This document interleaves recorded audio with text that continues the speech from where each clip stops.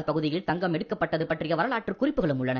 1799 ஸ்ரீரங்கப்பட்டினம் போரில் திப்பு சுல்தானை கொன்ற பிறகு ஆங்கிலேயர்கள் கோலாரையும் அதை சுற்றியுள்ள பகுதியையும் கைப்பற்றினர் என்று அவருக்கு தெரிய வந்தது. சில காலத்திற்கு பிறகு ஆங்கிலேயர்கள் இந்த நிலத்தை மைசூர் மன்னருக்கு வழங்கினர். ஆனால் கோலார் நிலத்தை ஆய்வுக்காக அவர்கள் தங்களிடம் வைத்திருந்தனர். 1800களின் ஆரம்பத்தில் இந்தியாவில் விரிந்து வந்த தங்களின் ஆட்சியை இலகுபடுத்தவும் வரி வசூலிப்பை மேற்கொள்ளவும் பிரித்தானிய அரசு இந்திய நிலங்களில் அளவையும் எல்லைகளையும் சர்வே எடுக்க ஒரு குழுவை நியமித்தது. அக்குழுவுக்கு தலைமை தாங்கியவர் லெப்டினன்ட் ஜான் வாரன். மைசூர் சமஸ்தானத்தின் கிழக்கு எல்லைகளில் சர்வே பணியில் ஈடுபட்டிருந்த போது வாரனின் காதுகளுக்கு ஒரு தங்கச் செய்தி கிட்டியது.